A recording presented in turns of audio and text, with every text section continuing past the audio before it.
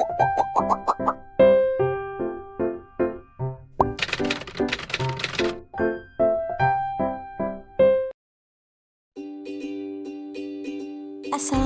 semuanya. Di video kali ini saya akan menjelaskan tentang materi sistem reproduksi pada manusia. Sub pembahasan kali ini adalah pembelahan sel. Pembelahan sel pada manusia terdiri dari dua, yaitu mitosis dan meiosis. Di sini kita mulai dari proses pembelahan mitosis.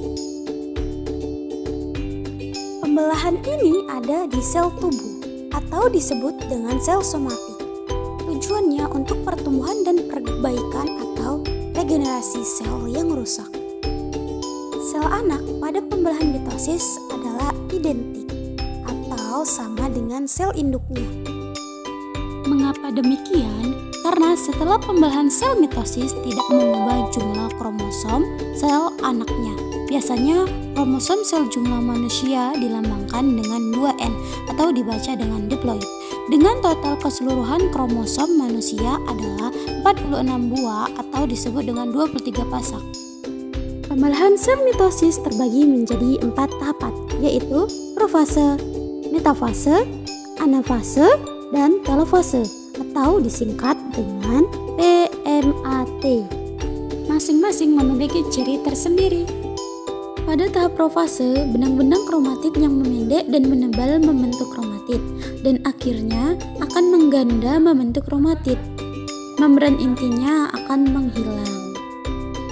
Proses terjadinya seperti ini. Pada metafase, terbentuk benang spindel kromosom yang terlihat semakin jelas. Kromosom berada di daerah ekuator sel, seperti gambar ini. Pada anafase, benang-benang spindel memendek kromatid menuju kutub yang berlawanan, mulai terjadi sitokinesis. Pada telofase, kromatid telah sampai di kutub yang berlawanan. Kumpulan kromatid membentuk anak inti, seperti berikut.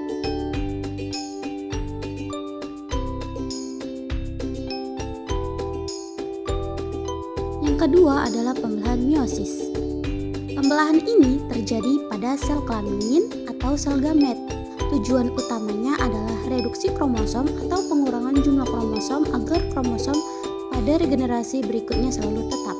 Karena terjadinya pengurangan kromosom, maka sifat selnya tidak sama dengan sel induknya, atau jumlah kromosom sel anak setengah dari kromosom induknya.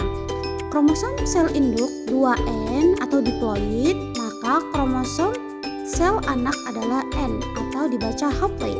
Karena setengah dari 2N ya masih, teman-teman masih ingat kan, nilai dari kromosom manusia adalah 46 buah dan sel anaknya berjumlah 23 buah. Tahapan yang terjadi pada proses meiosis hampir mirip seperti tahapan mitosis, hanya saja proses meiosis menjadi dua, yaitu meiosis 1 dan meiosis 2. Meiosis 1 terdiri dari profase pertama, metafase pertama, anafase pertama, dan telofase pertama. Meiosis kedua terdiri dari profase kedua, metafase 2, anafase kedua, dan telofase kedua. Atau untuk mempermudah dari PMAT 1 dilanjutkan ke PMAT 2. Masing-masing tahap memiliki ciri khas yang sama, seperti mitosis. Pada profase pertama, benang-benang kromatid memendek dan menebal serta mudah menyerap zat warna. Kromosom mengalami kondensasi. Strantomor membelah menjadi dua dan bergerak ke arah kutub yang berlawanan. Sementara itu, kromosom homolog saling berpasangan. Proses terjadinya seperti ini.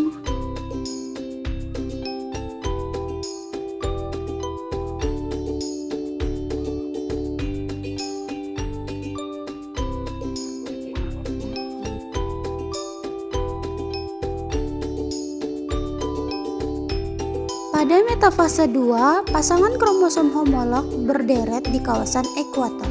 sentromer menuju kutub dan mengeluarkan benang-benang spindel. Proses terjadinya seperti ini.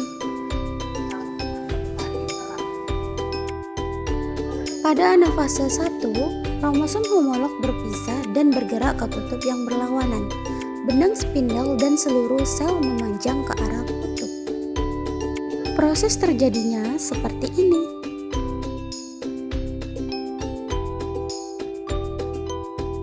Pada telofase pertama, kromosom homolog memisah dan bergerak ke kutub yang berlawanan.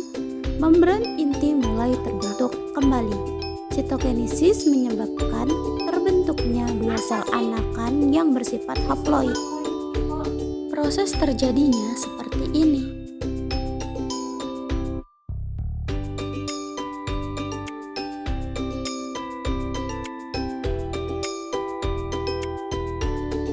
Nah, sekarang kita memasuki proses meiosis yang kedua.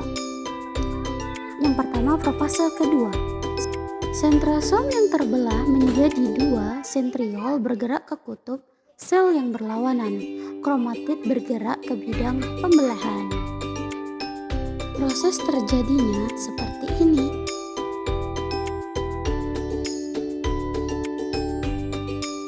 Pada metafase 2, kromosom berjejer pada bidang ekuator atau pembelahan. Prosesnya seperti ini. Pada proses anafase kedua, kromatid terpisah dan bergerak ke kutub yang berlawanan.